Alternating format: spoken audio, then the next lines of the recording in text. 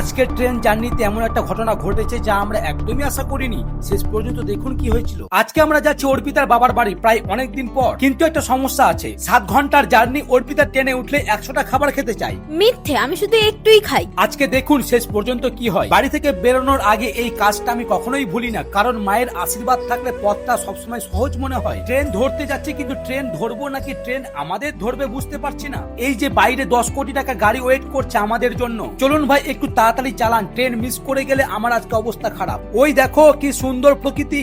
হ্যাঁ, আর ওই পাশে যে ধোঁয়া উঠছে সেটা প্রকৃতি না কারখানা। প্রকৃতি আর ফ্যাক্টরি একসাথে। আমাদের টোটো যাত্রা এই মুহূর্তে মিশ্র সংস্কৃতি। ফাইনালি আমরা এসে পড়লাম স্টেশনে। অর্পিতার টিকিট কেটে নিয়ে এলো। সামনে 7 ঘন্টা ট্রেন জার্নি, আর তার আগে ওভারব্রিজের সিঁড়ি। মনে হচ্ছে ট্রেন ধরতে না, আগে মাউন্ট এভারেস্ট জয় করতে যাচ্ছি। তো মাউন্ট এভারেস্ট জয় করে ফাইনালি ল্যান্ডিং করেছি প্ল্যাটফর্মে।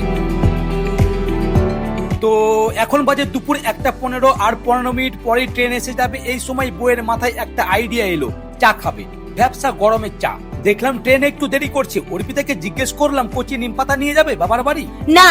আরে নাও না। ছি, খুব তেতো।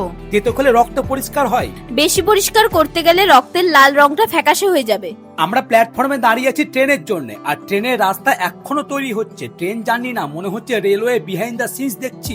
এই যে বন্ধুরা, এতক্ষণ যে ট্রেনটার জন্য দাঁড়িয়ে দাঁড়িয়ে আমরা প্রায় প্ল্যাটফর্মের স্থায়ী বাসিন্দা হয়ে গেছিলাম, অবশেষে ট্রেনটা আমাদের উদ্ধার করতে চলে এসেছে। কিন্তু যেখানে আমরা দাঁড়িয়েছিলাম সেখান পর্যন্ত এলো না, একটু আগেই থেমে গেল। তাই শুরু হলো 100 মিটার অলিম্পিক দৌড়। চলো চলো চলো, সিট শেষ হয়ে যাবে, চলো চলো চলো চলো।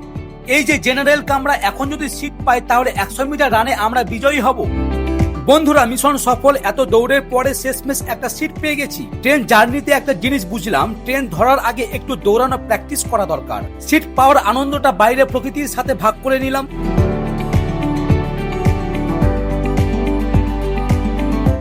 এই ছোলা মাখা নিয়ে আসো না। ট্রেনে সবে মাত্র 20 মিনিট চাপা হলো, শুরু হয়ে গেছে। শেষ পর্যন্ত দেখুন আরো কি কি হয়। যদিও বা ছোলা মাখার গন্ধটা সুস্বাদু ছিল, জিভের জল আমারও বেরিয়ে আসছিল। তাই আমাদের জন্যও ছোলা মাখিয়ে নিচ্ছিলাম। এই যে 10 টাকার ছোলা মাখা সবার মুখের সামনে দিয়ে, এই যে এনারা ভেবেছিল ওদের দেবো, কিন্তু নিয়ে চলে গেলাম অর্পিতার মুখের সামনে। আছে ভেজা ছোলা, গাজর কুচি, লঙ্কা কুচি আর শশা কুচি। খেতে খুব ভালো লাগছে জানো। আমাকে না দিলে জানবো কি করে? তোমরাই বলো কেমন খাচ্ছে দেখো দেখি। যত স্টেশন পার করছি আস্তে আস্তে মানুষজন নামছে আর ফাঁকা হচ্ছে। চলুন একটু বাইরে থেকে ঘুরে আসি।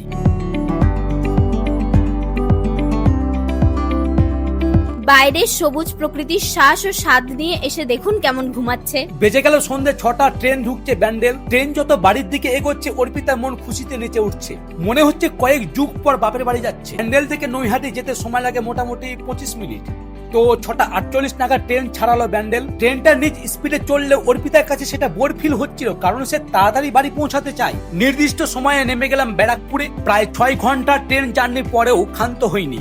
আবারও সামনে মিনি এভারেস্ট। যে ট্রেনে এলাম সেটা সোদপুর স্টেশনে থামে না, তাই এখান থেকে শুরু হচ্ছে জার্নি পার্ট 2। অর্পিতা মন দিয়ে আলু কাবলি মাখানো দেখছে। বললাম নেবে নেবে? না আরে না নাও না। না।